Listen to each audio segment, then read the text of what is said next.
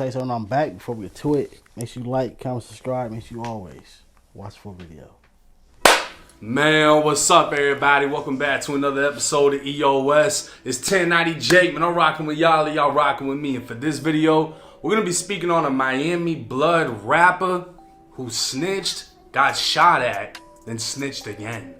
26-year-old Jalen Coleman, who's more commonly known as Soulja Reek, is a Miami rapper with questionable ties to sex, money, murder.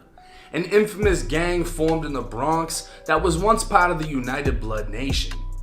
Like many of the New York blood sets, they bled their way down south, becoming some of the most prominent gangs on the East Coast. Miami wouldn't be spared, as infamous hoods like the Pork and Beans projects would become red zones primarily controlled by Bloods.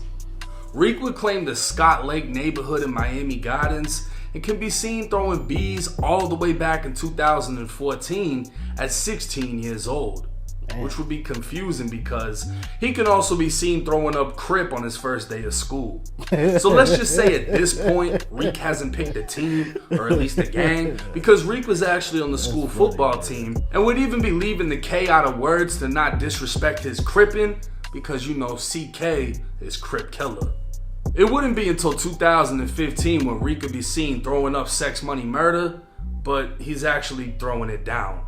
Playing football for Carroll City High, only months later Reek can be seen holding a Glock with the caption reading, "A lot of shooters round my way, please don't get changed, bloody."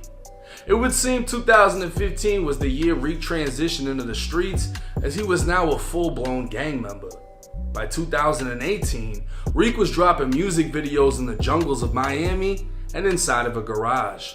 His street life was at its peak, as he was now out of high school, which is usually when everyone starts claiming the streets because they don't know what the fuck to do with their life after high school. But 2018 would also be the year Reek snitched. Dating a female named Estrella Watkins, she'd receive a certificate of appreciation from the Miami-Dade Police Department, where she was mentored as she was moving to attend Tallahassee Community College. Unfortunately for her, that meant her boyfriend Reek was moving with her. August 8th, 2018. A Tallahassee police officer was approached by a male in the Seminole Grand Apartments just before 11:30 in the morning. He identified himself as Jalen Coleman and said he was robbed. Jalen, or Reek, would provide a verbal summary of the robbery as well as a sworn statement. Reek and his pregnant girlfriend Estrella were asleep inside of their apartment when they woke up to the sound of their front door being forced open. 4 black males entered the bedroom saying, "Where it's at," before one of them grabbed Reek and hit him in the mouth with a pistol. That's when all 4 males began striking and kicking him. One of them grabbing Reek's Xbox, while the others forced him out of his room as they continued kicking ass when Reek's girlfriend yelled out that she was pregnant. Having a change of heart, they all left the apartment. An Xbox and Reek's wallet containing his credit cards, ID, and even his girlfriend's ID were now gone. That's surprising right there. That's majorly surprising. Some people, you already know. Some people mental they would have no sympathy in their heart, their mind, their body, their soul, bro. They're like, what? We don't care. That's crazy though, bro. Reek would tell police he's familiar with the suspects who robbed him, while his girlfriend said they were unknown to her. Reek would admit he bought weed from one of them before and identified the suspects as Kenson Joseph, Jawan Van, Bezo, and an additional male. Reek knew Joseph lived in apartment 521. Both Reek and his girlfriend would provide written statements, and Reek would state he wanted to prosecute, while his girlfriend said she did not.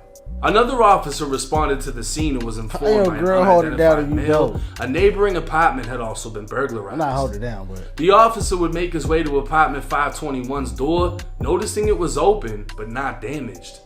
Making a verbal announcement, nobody answered. The officer would make his way inside, concerned someone may be injured, but would find nothing aside from a damaged bedroom door that appeared to be forced open. Speaking with the complex management, officers learned a tenant named Kenson Joseph resided in apartment 521. He was also one of the males Reek identified to police that broke into his place and robbed him. Management told officers Joseph came in at 9 a.m. reporting his apartment had been broken into. Telling him to report it to law enforcement, Joseph told management he'd handle it himself. A week later, investigators separately showed Reek and his girlfriend a photo lineup that included Joseph. Both of them would positively identify Joseph as one of the suspects who robbed them. Reek would go on to clarify to investigators he wasn't the one who broke into Joseph's apartment. Probable cause was established and a warrant was issued for Joseph for his participation in the robbery. August 24th, 2 weeks after the robbery. Topping your news tonight, Tallahassee police have arrested a man in connection with the shooting at the Seminole Grand Apartments. The incident happened yesterday around 1 p.m. on West Thorpe Street. 21-year-old Jawan Van is now in jail in Leon County. He faces 6 charges, including attempted homicide. It was 1 p.m. when officers responded to the same apartment complex after reports of a shooting. Making their way to Reek's apartment, they'd find a man with a gunshot to his stomach and ass laying on his back in Reek's living room. The victim, identified as William Jaquez Jr., will be transported to the hospital to undergo emergency surgery. Reek and his girlfriend would speak with responding officers inside of the apartment, saying they were inside when someone fired 7 shots through the front door. Both Reek and his girlfriend believed the shooting was retaliation for them snitching on the robbery, but that wouldn't stop Reek from snitching again.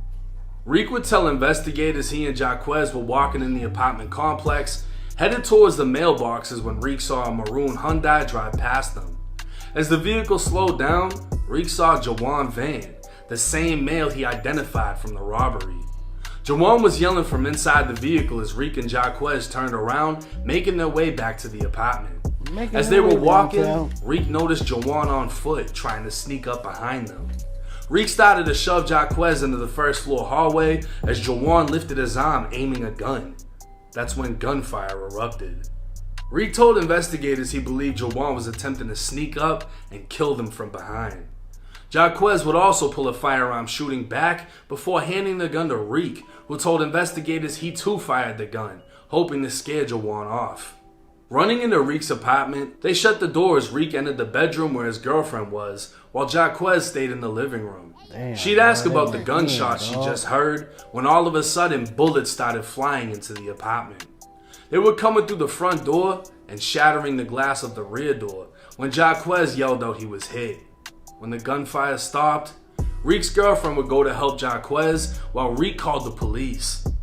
Officers would find 7 bullet holes in the front door and 7 .40 caliber shell casings. Several 9mm shell casings would be found down in the first floor hallway, and officers would recover a 9mm inside of Reek's bedroom that he stated he obtained for protection after the home invasion.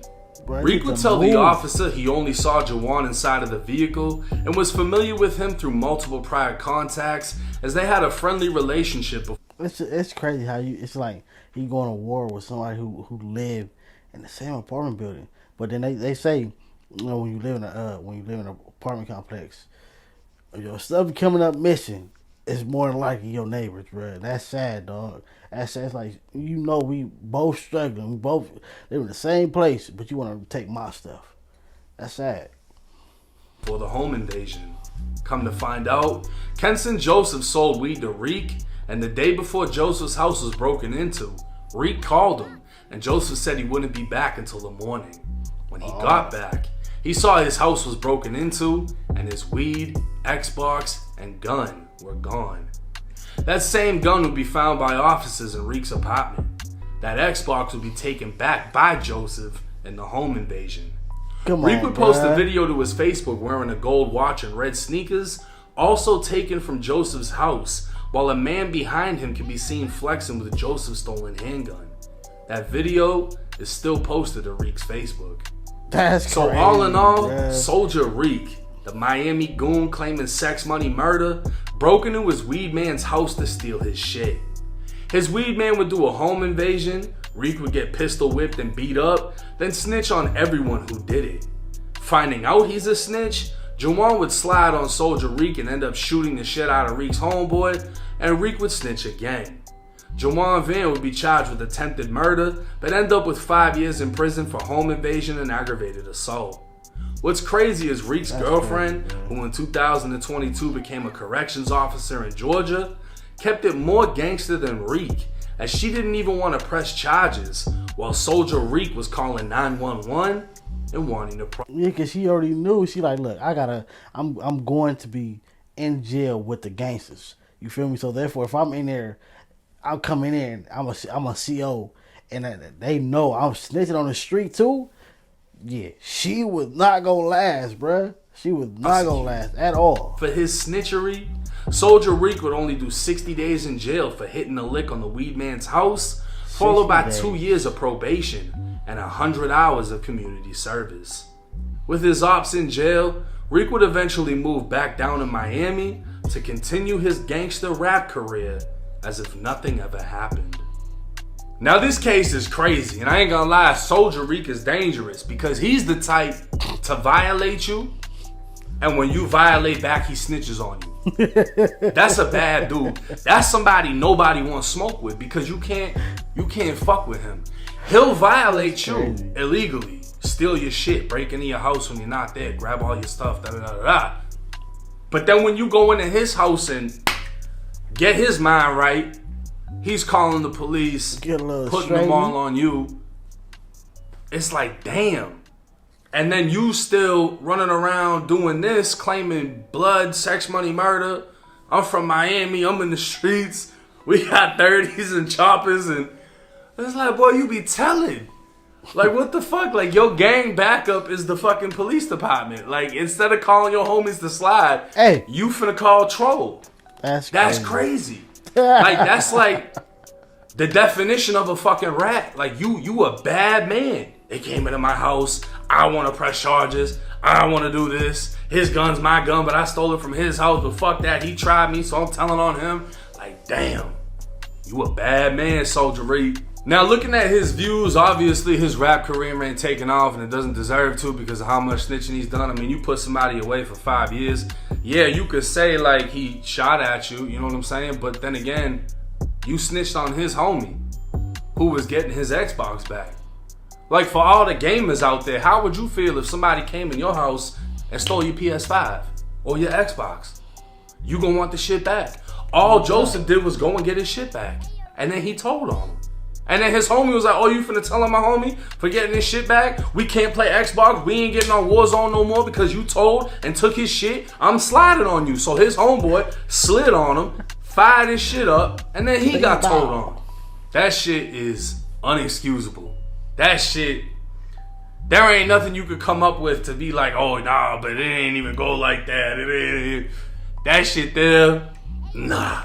Yeah, but let me know what y'all think about this shit. Let me know, do y'all think? Yeah, that's wild though, bro. Like, if you really broke to this man's house, he came back, got his stuff back, and then you snitched, bro. That's wild, bro. That is a dangerous man. Catch you on the next one.